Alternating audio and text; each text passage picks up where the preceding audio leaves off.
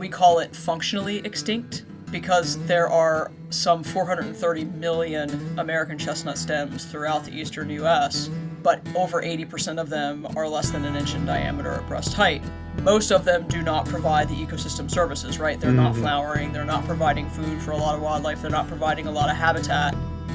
At some points in some locations, American chestnuts were upwards of 50% of the forest canopy.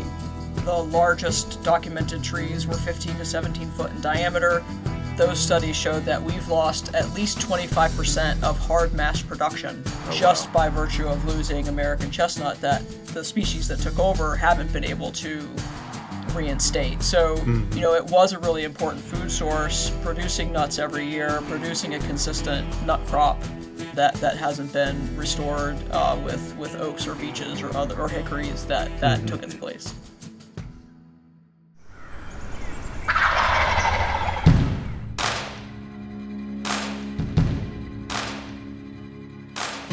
Welcome to Wild Turkey Science, a podcast made possible by Turkeys for Tomorrow. I'm Dr. Marcus Lashley, Professor of Wildlife Ecology at the University of Florida.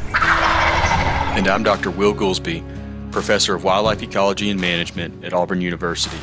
We're both lifelong hunters and devoted scientists who are passionate about hunting, managing, and researching wild turkeys. In this podcast, we'll explore turkey research, speak to the experts in the field, and address the difficult questions related to wild turkey ecology and management. Our goal is to serve as your connection to wild turkey science.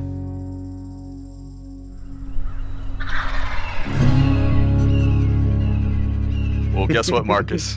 Are you excited? I am excited. I'm always excited about the topics we talk about on this show. Yeah. But particularly today, because anytime we get a chance to go into the ecology and history of a species that was so important like the American chestnut, I think that's a really enjoyable topic because it blends history with science. And I think that's really cool. And then also, we're going to be talking about a path forward today. But I'm also really excited about our particular guest today, who is Sara Fitzsimmons from the American Chestnut Foundation. And Sara, it's my understanding that you're the Chief Conservation Officer there. Is that right? That's correct, yes. And been there quite a while. I have. I've been working with chestnuts since 1999, and I've been here at Penn State working with TACF since 2003. So chestnuts over half my life. Okay, do the math. Great. And how did you end up at the American Chestnut Foundation? Will you tell us, kind of a little bit about your background? Yeah. Yeah. You don't have to go back all the way to grade school, but right. Well, you can if you like. In Southern West Virginia. Yeah, I first started working with American Chestnut when I was in grad school. I went to the Duke Nicholas School of the Environment, and while I was down there, there was a internship program, the Stand-Back internship, and the American Chestnut Foundation had an opportunity in central Pennsylvania to come up and work with volunteer citizen scientists who were working with the organization and academics to restore the American chestnut. And they said, we need someone to go around, visit all of these orchards that people had been put in, visit wild trees out in the landscape, and put them together in basically a database. So my first experience with the American Chestnut Foundation was taking pieces of paper that had data on it, taking like literal backs of envelopes, like dinner napkins that had information about these planting records, and digitizing them and putting together and analyzing the data to see what had been done up until that point. And then once I finished my internship, I then finished my degree, worked for All About Beer magazine for a little while. And at one point, the Chestnut Foundation, it was a great job, by the way. Yeah, you kind of took a turn there. I wasn't expecting. Right. So All About Beer magazine, my job was to get beers for the reviewers to try. And so that was really fantastic because like in early amazing. Thousands, it was fantastic. And so I got to try them as well, of course. But after I finished that, the American Chestnut Foundation had created a job at Penn State. They were like, we loved what you do. We want you to do more. We want to expand beyond Pennsylvania, across the range to get similar data compiled and help drive some of the relationships and partnerships that we have within the organization. And I said, sure, I've been here ever since. Nice. That's really interesting. I thought you were going to say to expand beyond chestnuts to hops, but you stayed within No, chestnuts. I stayed within chestnuts, yeah, and a little bit of the origin story. I actually grew up in southern West Virginia, and I always joke like I was almost born to do this. Like it wasn't that I grew up being like I'm going to be a chestnut scientist, but Yeah. like my papa taught in one room schoolhouses. And when they started tearing down the one room schoolhouses, they were almost all made from chestnut. Oh And wow. so Yeah. being the child of the Great Depression that he hoarded all of that chestnut. He put it in his barns that we had up on the farm, and we Nice. ended up paneling our house in wormy chestnut that Papa Mhm. had salvaged from all these. And so like I grew up basking in the warmth of chestnut wood, but like so That's really maybe cool. something about that in my blood got in there, but like it wasn't like I grew up being like, oh, I'm going to do this. It just had kind of, serendipity, I guess, happened Yeah. that Yeah, way. yeah, that's really interesting. I was curious, when you were going through that, when you were going and visiting these trees, they were wild American chestnut that were for some reason resistant, or were they like what was the context of what you were actually doing when you initially got into it? Yeah, sure. So there were two main things that I was doing. So one was visiting the orchards that volunteers had put into place that were part of the breeding program, the resistance breeding program of the American Okay. Chestnut Foundation. Those had been put in place from the late 90s. Mhm. 1994 was the first. So going around and visiting those. The way that those orchards had been made, the way that the trees had been made to plant in those orchards, were by taking pollen from a research facility in either Connecticut or southwestern Virginia and putting them on surviving American chestnuts out in the Mhm. landscape. And so the goal at that time was for the volunteers of TACF go out and find American chestnuts that are flowering, bag the female flowers, take pollen from the resistance program, put the pollen on those flowers, and make nuts um, to continue the progeny and the Mhm. progeny testing in these orchards. So it's a common misconception that the American chestnut is endangered or extinct or threatened. It's not. Mhm. We call it functionally extinct Right. Mhm. because there are some 430 million American chestnut stems throughout the eastern U.S., but over 80% of them are less than an inch in diameter at breast height. Mhm. So most of them do not provide the ecosystem services, right? They're not Mhm. flowering, they're not providing food for a lot of wildlife, they're not providing a lot of habitat. Every now and then you get one that's fruiting, that's Yeah. creating chestnuts, and that's what we use in our breeding program for adaptation and diversification and resistance. And Mhm. that's so then Yeah. part of my job was visiting these Yeah. orchards that we made, and then the trees that they were made on. Okay. That makes more sense. But I guess so they're not necessarily a full mature canopy tree that you're getting Um, the flowers Not in on most even. places. Yeah. That's correct. Most places it's like a cut that's gone through, or it's like a salvage cut or like a blowdown. So in Pennsylvania and Virginia, Massachusetts, you'll see this all the time where you've got a salvage cut that runs through or a clear cut that runs through. The sprouts are released, so the canopy's removed. Mhm. They're allowed to jump up. They get full sunlight because you need full sunlight for chestnuts to be produced. Mhm. The stand will get full sunlight for about 8 to 15 years. That's when the blight comes in. It reaches epidemic proportions. The trees die back down and then hang out in the understory again until they're released again. That's most of what we use.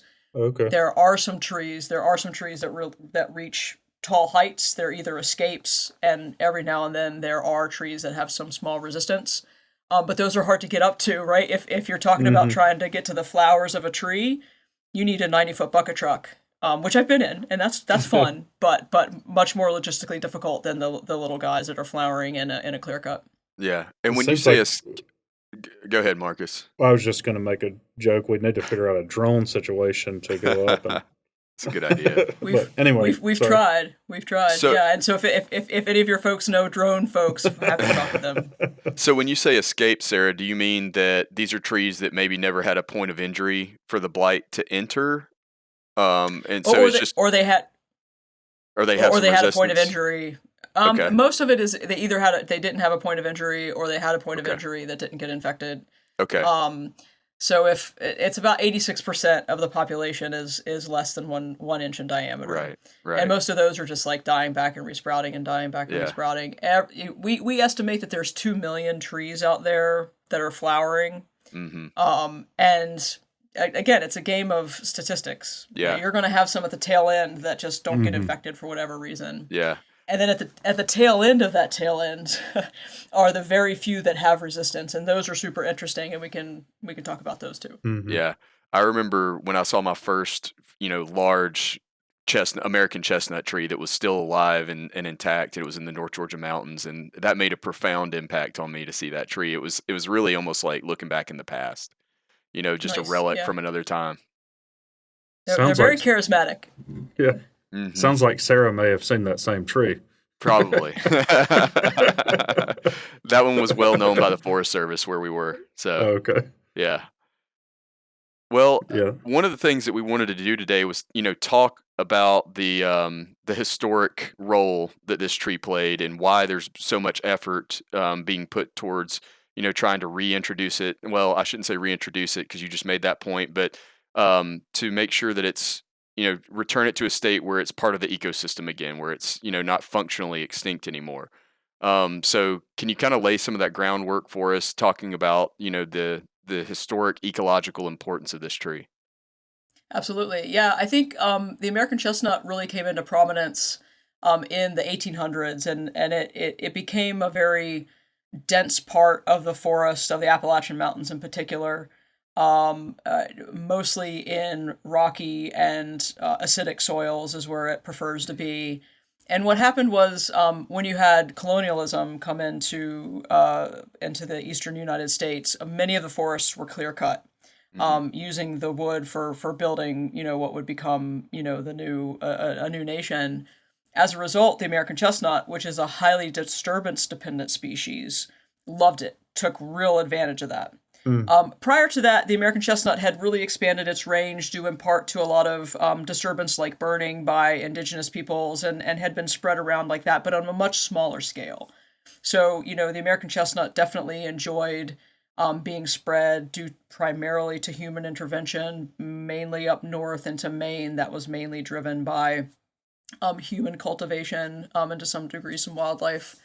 But its real prominence was due to the disturbance that happened to a colonization in the eastern U.S.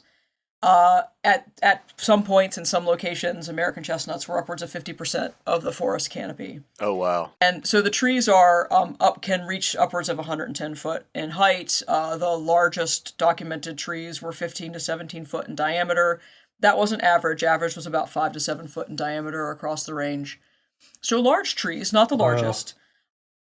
Fast growing, very rot resistant. I mean, a lot of the pictures you see from southern Appalachia, you see split rail fences, you see barns, you see, log cabins made out of chestnut. Hmm. And so we call it, the cradle to grave tree, a tree that could be used for cribs, coffins, everything in between, food, wood.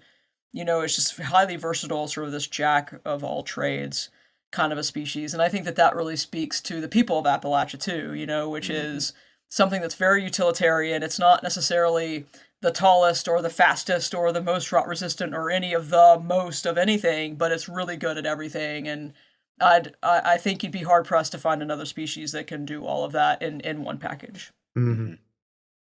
Hmm. Man, 5 to 7 foot diameter. On average. That is incredible. Yeah. And they are, I guess they were playing, and you sort of alluded to this, but I just want to point it out specifically. They were an important source of food for people through the Yeah, region. absolutely for people and wildlife. And so there are some really cool articles if you go back and you look at. I mainly have access to like the New York Times or Philly Inquiry of that time period. You'll see that people would often take train car loads of chestnuts from the more rural areas and then ship them into the cities. Mhm. And that's how you get chestnuts roasting on an open fire. There Yeah. Sure. people really that was a real thing. People still do that, Yeah, but it's not delicious. as much, of course. They are. In fact, I we keep a little stash in our office of chestnuts that we can roast in. I love Nice. that. Yeah, they're pretty tasty. But from a wildlife perspective, I think one of the more interesting quantitative measures is there was a paper that came out of Virginia Tech in the early 2000s that looked at the loss of mast production from our eastern forests. And so this was a study that was done in western North Carolina, and they found that after the blight and another disease called Phytophthora, which we can talk about a little bit if y'all want to, but after these two diseases wiped out the American chestnut from the range, oak primarily took over. So red oak, white oak, chestnut oak, all these different oak species. And these are hard mass producers. They're a relative of chestnut. The assumption had been that they were able to return the mast production of chestnut, but those studies show that that's not the case, that we've lost at least 25% of hard mass production just by virtue of losing American chestnut, that the species that took over haven't been able to reinstate. So, it was a really important food source, producing nuts every year, producing a consistent nut crop that hasn't been restored with oaks or beeches or hickories that took its place. Yeah. That's a really important point because, well, number one, I didn't realize that it was, up to 25% loss. But number two, now we're facing a scenario where, due to various pathogens, kind of in the same vein as the American chestnut, but also due to changes in land use and management, we're seeing declines in the FIA data of oak trees as well. So not only have we lost chestnut, but now we're starting to see the decline in, the dominant and co-dominant oaks throughout the Appalachians. Yeah, and you're seeing a lot of these species that are able to really love those sort of early successional, non-fire dependent regimes, like maple and birch and things are really taking over in these forests, and that'll have an impact on the overall ecology for sure. Absolutely. So, Sarah, could you spend a few minutes kind of talking about the pattern of masting? I think we talked about it a little bit previously on an episode, but like how much mast, I guess, how consistent it is across years, when in the life cycle is it producing, that sort of stuff? Yeah, definitely. So American chestnuts and all chestnuts really can produce pretty quickly. Usually you'll see chestnuts being produced between 5 and 10 years of age. They need full sunlight, like I said. So it's more of a function of accessing the canopy to make that production happen. There is some cycle to it, but not like a boom bust like you see in oaks. You'll see the white oaks take over 1 year or the red oaks take over 1 year, and sometimes you'll see them line up, although that's a relatively rare occurrence. But chestnuts are pretty consistent. What's really interesting is the chestnuts flower very late in the year versus your oaks. Your oaks are coming out February, March timeframe. They tend to get zapped by late frosts, and that can also affect their fruiting and masting capacity. Chestnuts will flower in May through July, up to August if you go up into Maine. So, usually your fear of frost has passed. There are exceptional years where you'll have a frost or freeze affect the primordial buds, and that can affect flowering and fruiting, but that's a relatively rare occurrence. Okay. So pretty consistent nut crop and very early in the lifespan, and so I think that's where you can see that the hickories and oaks just haven't been able to make up that loss.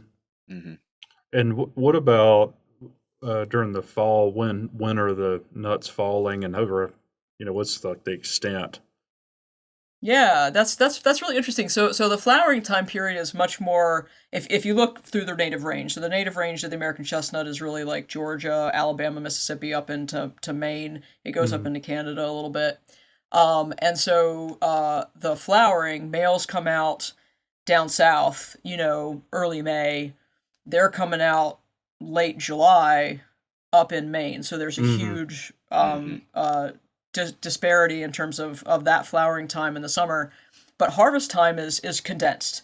So the nuts all come ripe round about mid-September to mid-October, and so that's a much more condensed time period for harvest. And that's when most people find trees, is they find these spiky balls. We call them tree urchins. Hunters will be out and they'll find right. I think it's very evocative, but you'll find these these brown urchins on the ground. And you're like, where did that come from? Yeah. But that's the time period where you can really see that a tree is fruiting and the best time to find them.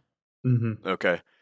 And how many trees? I mean, obviously you don't know the exact number, but can we get some sense of how many we know that are out there that are still masting? Yeah, we estimate that there's maybe 1 to 2 million that are still producing fruit. And Hmm. again, that ebbs and flows in different locations based on, those clear cuts like we Yeah. talked about. So if you get a blowdown or a clear cut event, like I said, those will last about 8 to 15 years before the epidemic takes over and suppresses them back down the understory.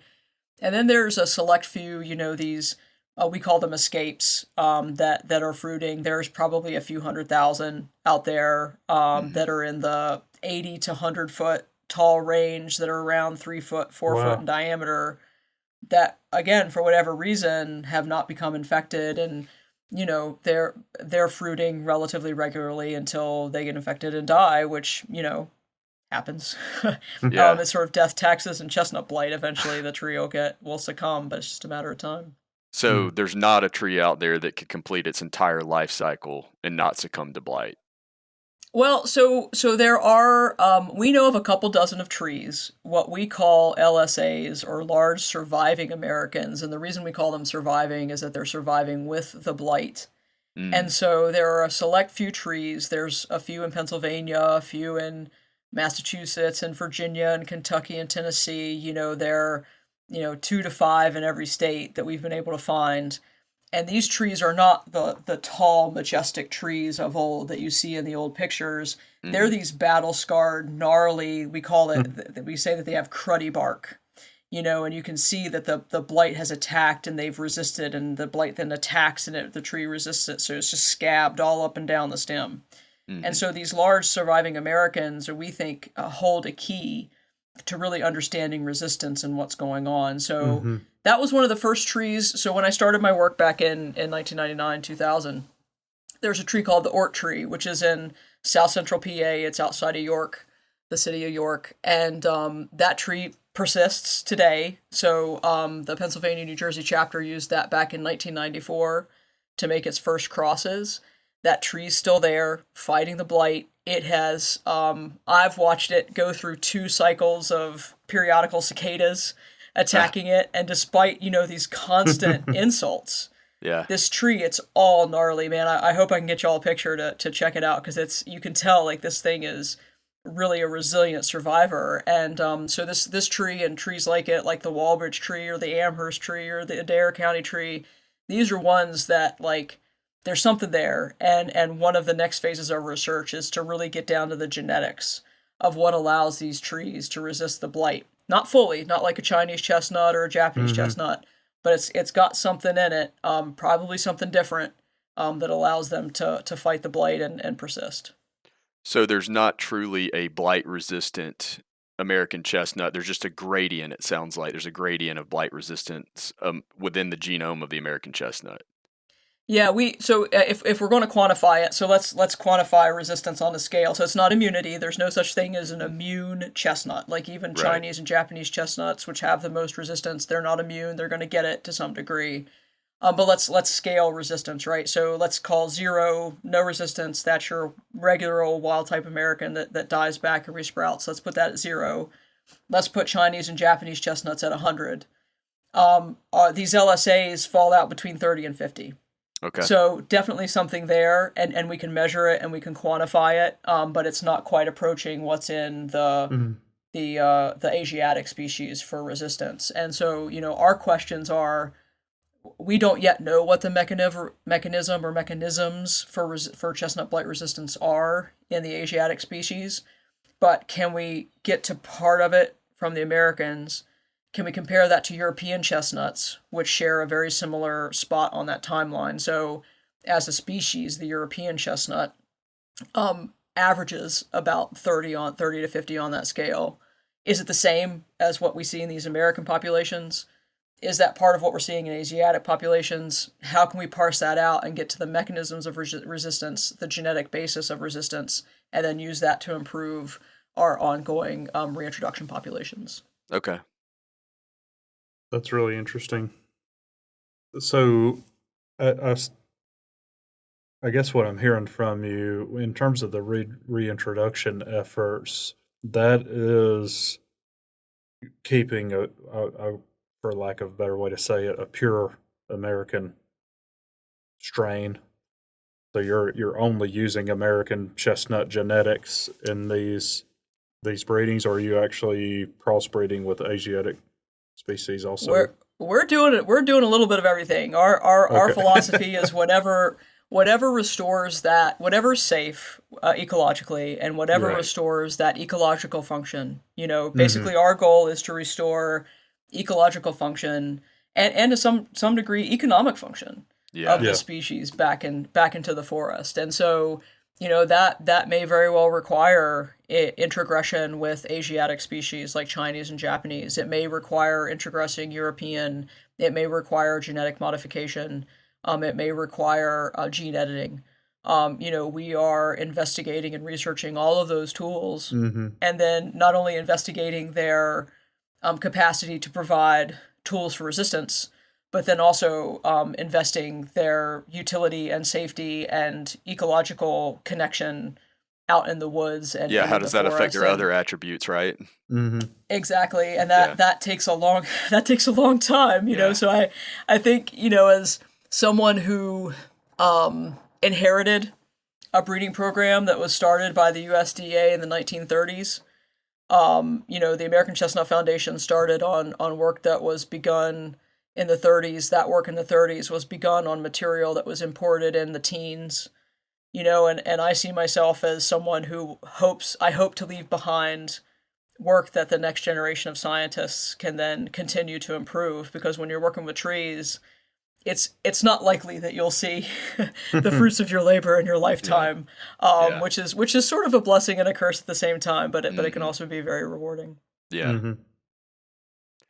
Yeah, one something that you touched on just a second ago when it prompted something in my mind that I had read in getting ready for today, and I think it highlighted for me just I had understood the importance of chestnuts as a hard mass food source for wildlife, but I really hadn't thought about their ecological role outside of that. And you talked about surviving two big cicada hatches, and then that prompted me thinking about leaf eating insects. And I was reading a little bit about the other day about how the leaves of chestnuts were somewhat unique compared to other leaves, and they may have attracted other leaf-eating insects, and that could change, from bottom up, the entire ecosystem. And then even that the leaves are attractive to different benthic macroinvertebrates, which can be an important food source for some fish in Appalachian mountain streams. And then also the logs are very resilient and they have high tannin content, so the wood lasts a long time. And they can provide that structure in streams as well. So it's true that American chestnuts could have affected everything from deer and black bears down to trout, right? Yeah, and I think that's what's so fascinating. A lot of people, they ask me, why do you do what you do? Why does the American Chestnut Foundation exist? Like, it's a single species, like, and it's been gone for over 100 years. Who cares? Yeah. And I think that, it's not that the American chestnut is gone. We could certainly withstand without the American chestnut, but what is the quality of our forest? What is the quality of our ecosystem moving forward? And then what does it mean as we lose more of that diversity? Yeah. And I think that that's really, what I do, why I do what I do. It's because I see hemlock being affected and its populations being reduced, or the ash that we're seeing, or you guys brought up mesification. Like, that's not being caused by, well, I mean, to say it's being affected, but it's not being directly caused by the invasion of non-native pests and pathogens. But as globalization increases and you see this ongoing incursion of these non-native pests and pathogens and invasive vegetation, you Mhm. see our forests really changing. Right. Hmm. And, what does that mean for the greater ecosystem? So, my goal is, yes, to restore or reintroduce a more resilient, a more resistant American chestnut, but then also hoping that the work that we do can serve as a template for other species and can be Mhm. used as a motivation to hold up the foundation of biodiversity in our eastern forests. I really hope that that's Hmm. that's what Yeah. we can see in the future, is that these chestnut, oak, hickory components aren't lost in the Yeah. future. Yeah. And from some of what I read too, it seems like the American chestnut has kind of served as like a model species for leading the way in some aspects of restoration ecology. Hmm. Thinking about, what is the process of restoring, this ecosystem to the landscape. Yeah, absolutely. And I think, we do that through a variety of methods. I've been talking about the American chestnut for a long time, and, people come up and say, well, how do you restore the American chestnut? Are you going to plant in gaps? Are you going to plant single trees? Are you going to plant a monoculture? Are you going to plant 15 acres? And I say, yes, because all of those are going to play a different role, and there's no singular way, there's no one way that's going to be successful in every aspect of the range. And they're all going to play a different role. They're all going to serve a different purpose and goal. When you put a single tree out in the woods, or you put, I recommend planting 5. That's sort of my minimum viable population. But, Okay. all the way up to, 100 acres interplanted with other species. They Mhm. all serve different purposes when you go about it in that way. So I was just sitting here thinking about this, and what you articulated a few minutes ago. You didn't realize, you didn't think about the other roles it was playing, and I remember a aha moment for me, and we may have talked about this on the air before, Will, but it was I can't remember if it was Morgan Varner was the lead author, but he was definitely an Oh author yeah. on it, and I talked to him about this specifically. Yeah, I don't know if we talked about this on the air or off the air, but it bears repeating. Yeah, for me, when I really stopped and just like sort of had the awakening, I'll say. I was reading this paper, and they had tested the flammability of like 50 hardwood species and a couple of pine species. And American chestnut was an outlier. And I actually called Morgan, and I asked him if I was interpreting it correctly, because in the distribution of flammability, it was the most flammable out of the species, or one of the most flammable. It's hard to And believe. Yeah. when I saw that, it really kind of shook me to my core. I was like, man, this used to be a very common tree, and it was extraordinarily flammable. And Isn't that real? Sorry. yeah, sorry. No, go ahead. I was just gonna say. So I was at I was at a meeting, a chestnut meeting on Saturday, and I don't know if y'all know Jesse Cray. He's I a do. forest fire. Okay, all right. So Jesse was up here, and he gave a talk about fire ecology and about American chestnut in particular. And then right after, we went out and we visited a chestnut orchard, and he Mhm. talked exactly about that, about the place of American chestnut and its flammability, and how, and we got to see firsthand American chestnuts, the way that they curl, right? Mhm. Yeah, And so again, like y'all have to see it to believe it, yeah, about how this thing curls up, and not only does it dry real fast, but it curls to encourage oxygen movement. yeah, Mhm. So you've got fuel, you've got the highly flammable, and then the air movement mhm, that comes through this tree. So it's really incredible, these kinds of adaptations that has occurred to yeah, be. I mean, I'd say it would rival many of the pine species. Maybe not pitch yeah. pine, but a lot of those pine Yeah. species in terms of flammability. I think it was in this particular paper, which I'm pretty sure Jesse Cray is an author also on the paper. Okay. Uh, I'm pretty sure it was definitely more flammable than some of the pines that they tested. Yeah, I And remember you I could saying That's that. not that's impressive. Yeah, I could not believe that. But, Uh, flammability is a suite of traits like you just described, and, part of that is how well it dries out, the chemistry of the substrate, the how much air is incorporated into the structure of it as a fuel. So there's lots of things going on there, but that when I saw that, it kind of blew me away, and especially after trying to read historical records of what the forest structure looked like and how important fire was across the landscape. And then I did not realize that American chestnuts needed to be in full sun for mass production. So now I'm kind of putting together pieces. Like that was the kind of forest, like more like a woodland or savanna type of setting, even the chestnut was thriving in, I guess. Yeah, I mean, you got to respect a species that, kind of like the Conan of the barbarian of the tree world is like, I want to hear the lamentations of all the species around me as they burn in fire that I create Yeah, it's like from the make it leaves as flammable as possible to create Yeah, these open exactly. conditions and then thrive in Burn that 'em with your out. mass production. Like, Yeah. and it's Yeah. an exceptional resprouter. I mean, it's just like, it's got it all. And then you Yep. combine with that what we're learning about the fire ecology of oaks alongside that, I mean, and If it they wanted tells to a make very it. it tells Yeah. a very different story of the Appalachians compared to what we think of in terms of that landscape today. Hmm. Yep, absolutely. Yeah, that's really cool. So can we go back a little bit and talk about, when the blight was first introduced and discovered, and how rapidly it spread? Yeah, sure. And if y'all don't mind, I'll talk a little bit. So I alluded to another disease. There's actually another disease that wiped out the American chestnut from the southeastern U.S., mainly from the Piedmont, those sandy soils of the Piedmont. Oh. Phytophthora cinnamomi came in and basically wiped it out from those areas. And Phytophthora, we don't talk a lot about it because it's one of those diseases that kills the tree dead. Like with chestnut blight, at least the tree can resprout and die back and resprout. But with Phytophthora or ink rot disease, the tree's dead. So basically, that disease came in and wiped the tree out from the southeastern U.S. in the early 1800s. Then chestnut blight came in primarily on nursery stock up in New England and the Northeast. That was brought over on Japanese chestnuts in the late 1800s. And you can see that disease was first discovered in the early 1900s, and by 1950 it had taken over down through to Georgia, Alabama, Mississippi, and wiped out virtually every tree.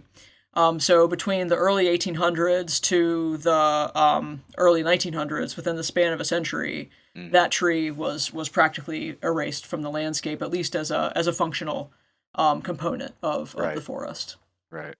Wow. That was fast. It was really Yeah, fast. It's fast. I guess I just was sleeping this day in class or something. I've never even heard of the other pathogen. Well, I hadn't either until I was reading on their website a few days ago, getting ready for this.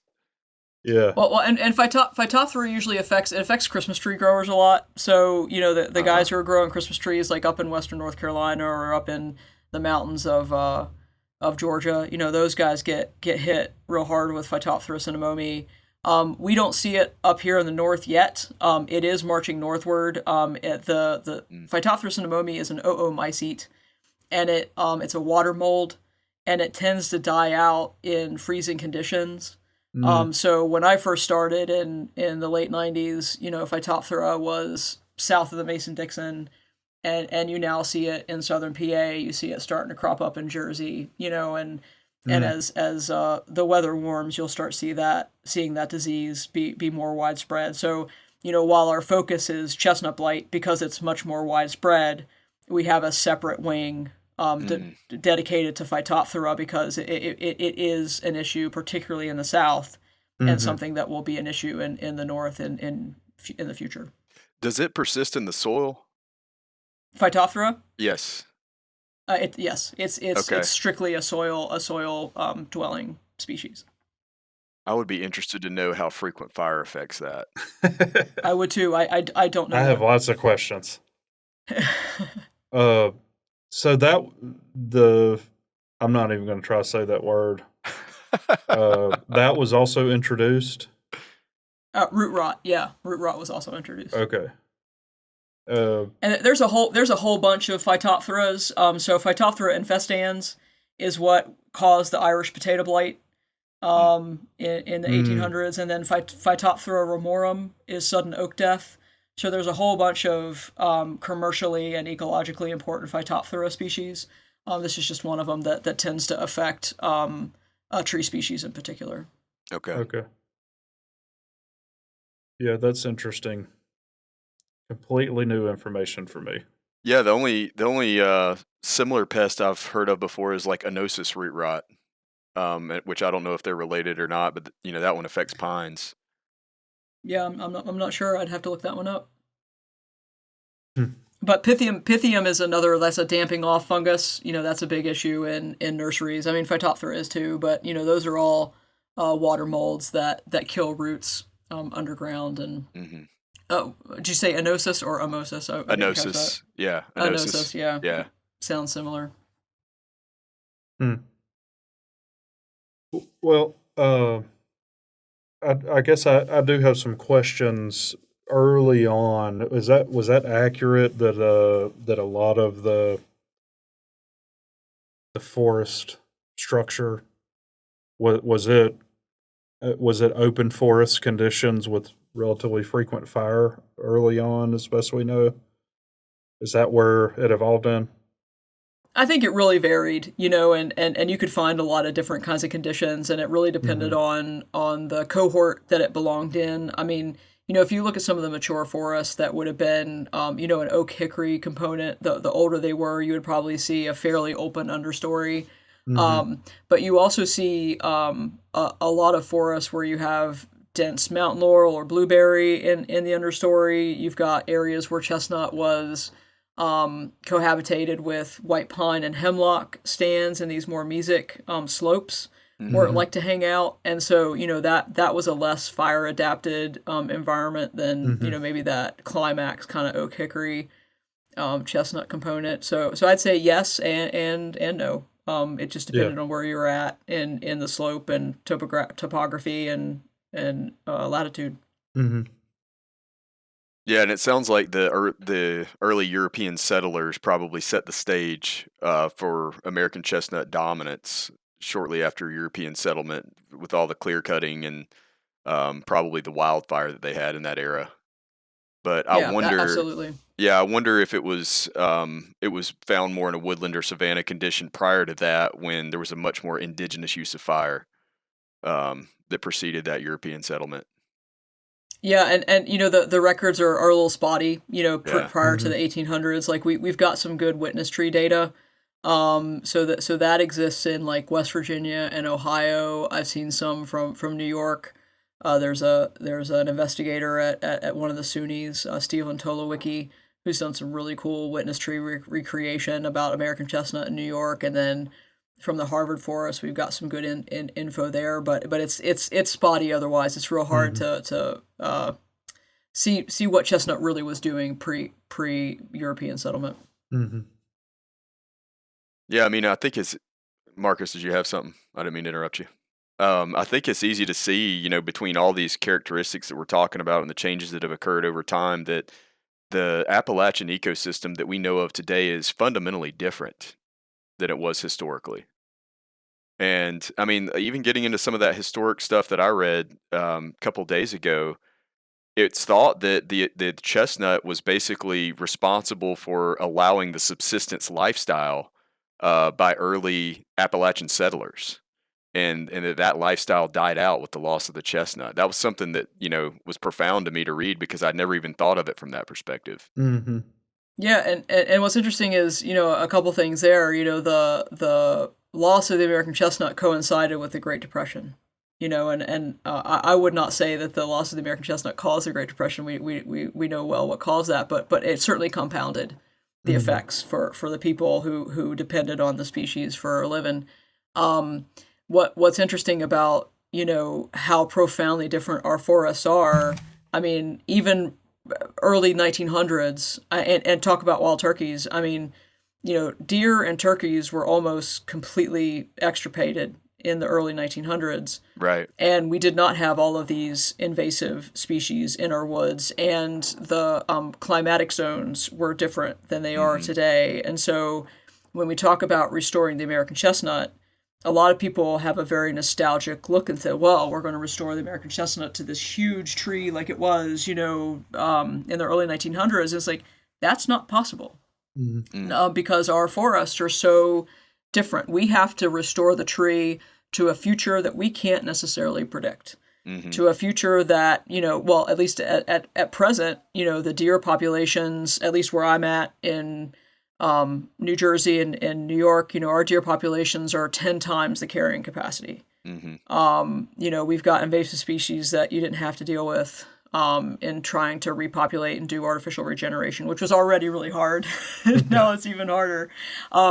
So, when we talk about restoration, it's, we can take a little bit of that nostalgia, but we really have to be a little bit more future forward focused and say, let's take this tree, give it the tools it can, make sure we have enough adaptation, enough diversity, enough tools that it can persist into a future that, we're not going to be able to see.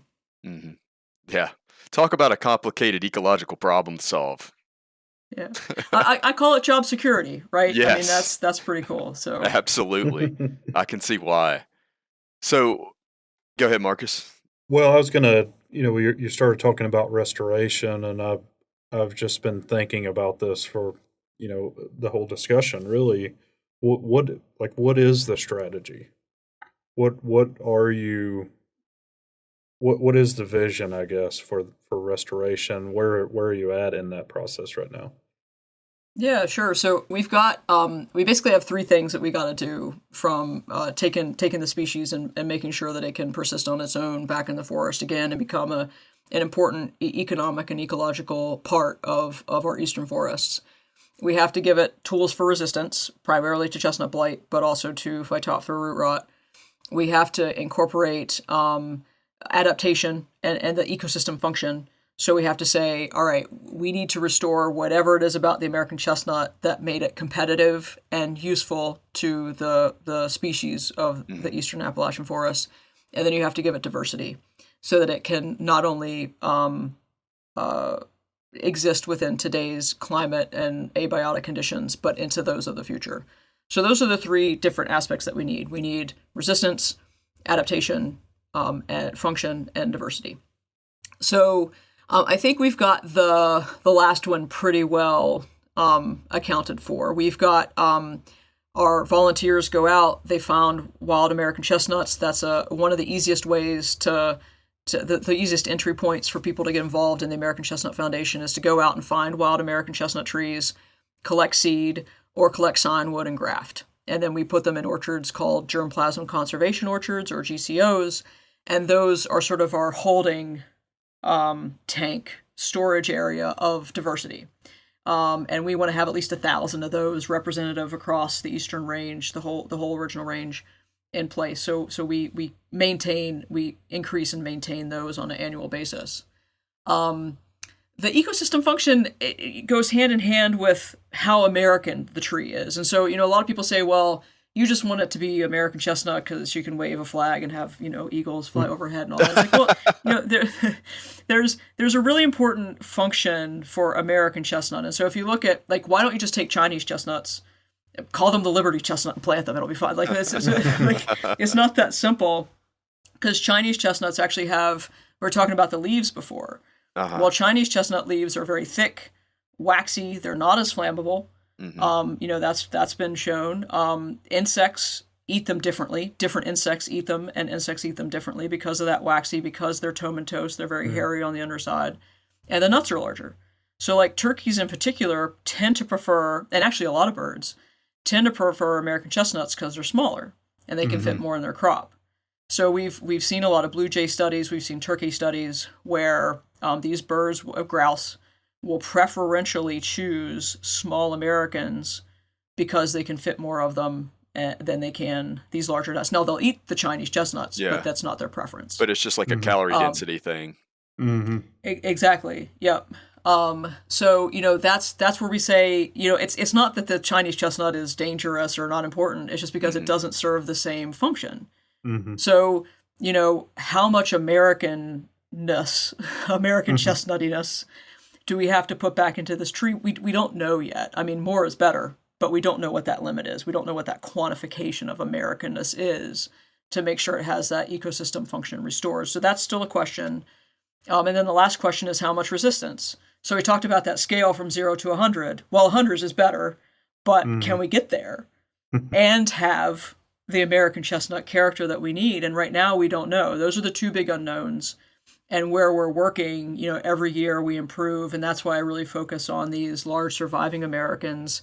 Can we use those to determine what resistance is, how to manipulate resistance either through traditional breeding techniques, like actually taking male flowers and female flowers and playing some Barry White in the background, and putting them together and making little chestnut babies, versus genetic manipulation where, do we use CRISPR to edit? Well, we got to know what to edit to use CRISPR, and right now we don't even know what to edit. Do we use genetic modification? Well, there are techniques where we can use genes and put them into trees. And we have done that with some partners. But what we're seeing right now is you put a gene in, if you turn that gene on too high, there's too much of a metabolic cost to putting in a transgene into that tree. So it no longer serves the ecosystem function.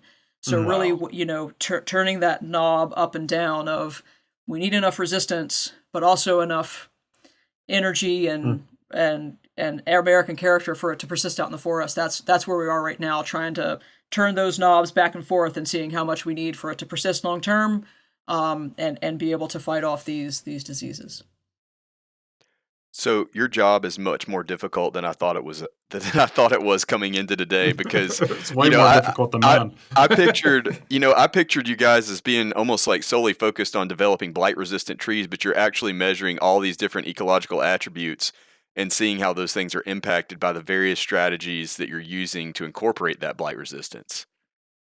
Well, and we only started doing that when we saw that there was a cost, right? Yeah. I mean, at first, let's go back to the early 1900s, right? I mean, that people thought, well, let's just import Chinese chestnuts. They sent Frank Meyer out, like, hey, Frank, go to China, bring them back, and that's why we have Chinese chestnuts all over the place. Yeah. But it didn't work because those trees can't survive in the land, and they can't compete. They can survive on a farm just great, like I know a lot of hunters plant Dunstan chestnuts. Yep. They're great. They're pretty much Chinese chestnuts. Yeah. They're real tasty. Deer love them. Bear love them. Yep. But if you put them out in the forest, they can't compete. Right. And so that didn't work. One of my favorite stories is in the 50s. People were like, you know what? Nuclear radiation. Let's mutate resistance. And they did. They literally threw gobs of American chestnuts into nuclear reactors. It's called mutational breeding. Right? Who wouldn't want to do that? That's pretty ham-fisted.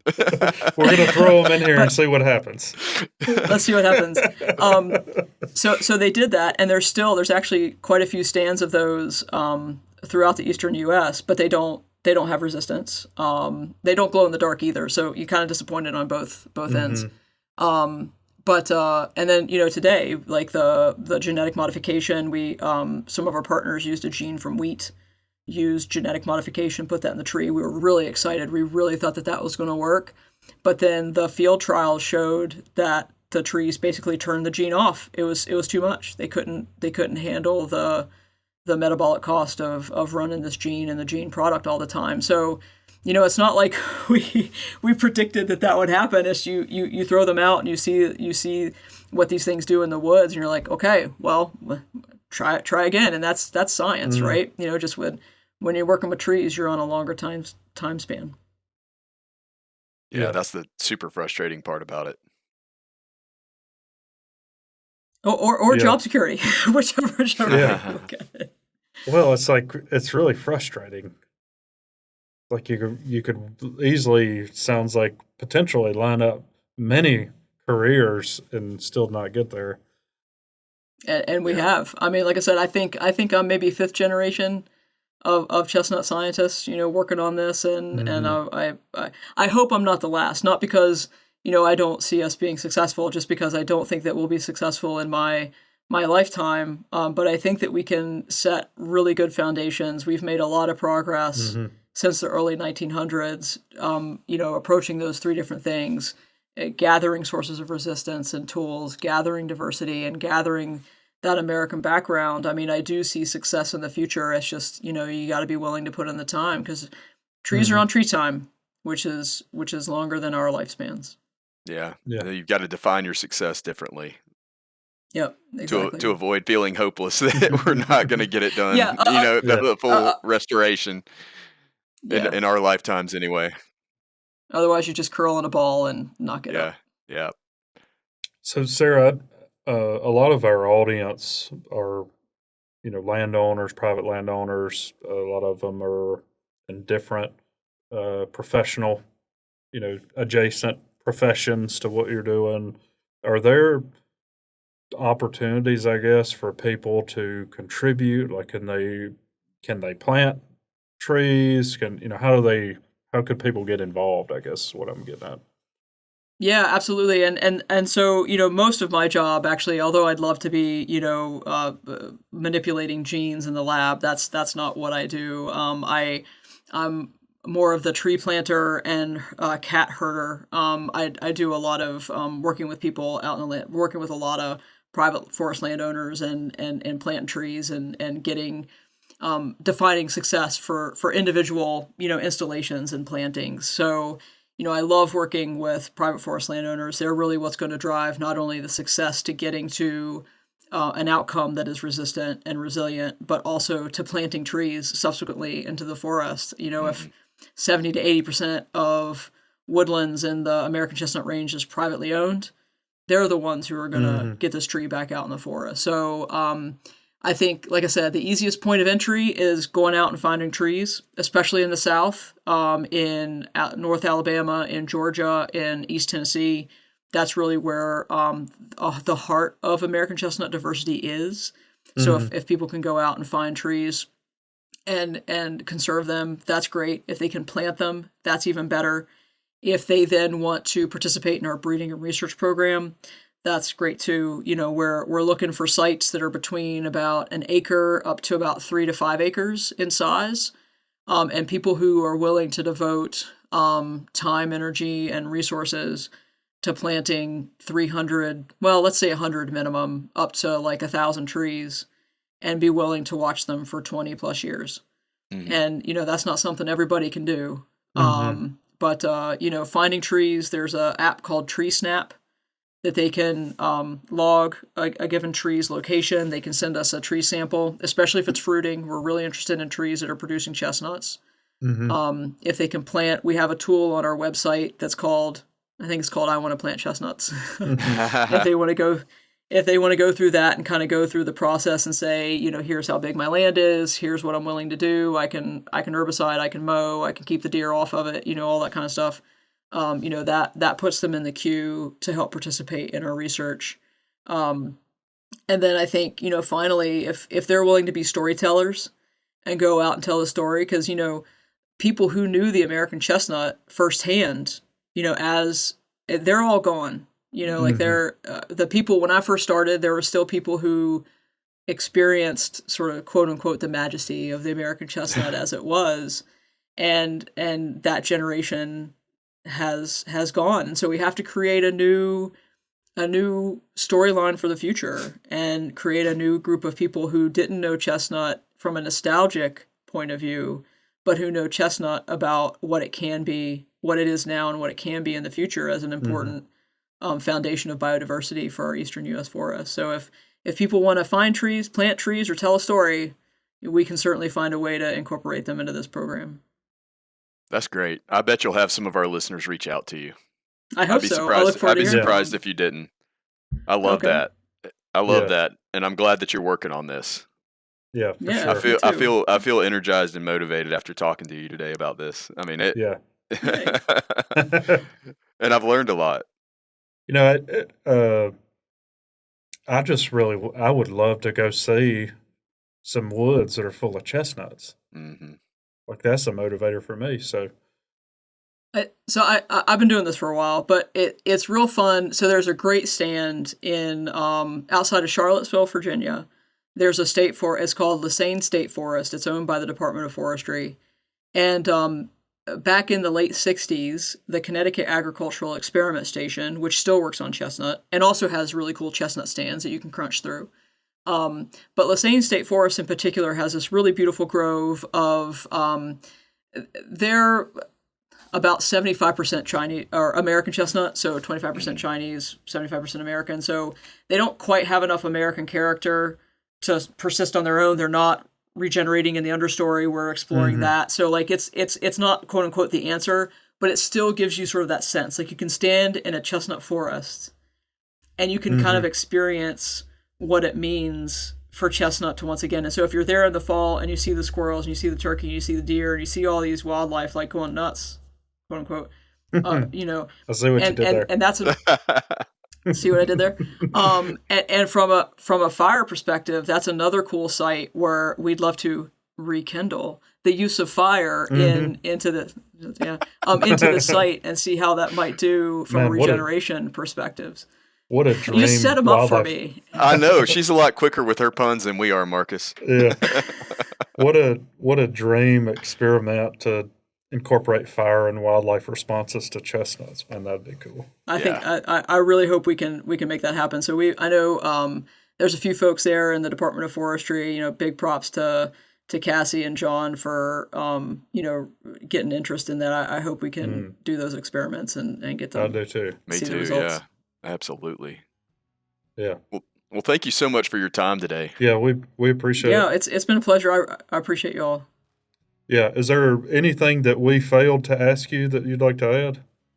I don't think so. We covered a lot of ground. Yeah, we did. I think we covered a lot of ground. Yeah. Like thank you for all your interesting years. questions. Yeah. There you go.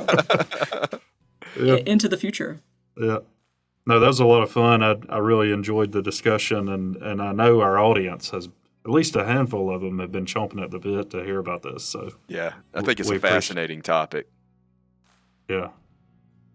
Yeah. Well, thank you guys, and please put folks in touch with us. Would love to work with any of your listeners who are interested, and feel free to get in touch if you have any other questions or need more info. Yeah, and we will put your contact information in the show notes, and we'll also link the papers that we talked about. And if you have some images or video clips, we can incorporate it into YouTube so that folks that are watching there can see, you know, when you're talking about different things. But that was really fun. Thanks again for doing that, and thanks everybody out there for listening. We appreciate all the support, and let us know when you have topics like this that you want us to cover. And that's what we're trying to do is make sure that we're producing things that y'all want to hear. Wild Turkey Science is part of the Natural Resources University podcast network and is made possible by Turkeys for Tomorrow, a grassroots organization dedicated to the wild turkey. To learn more about TFT, check out turkeysfortomorrow.org.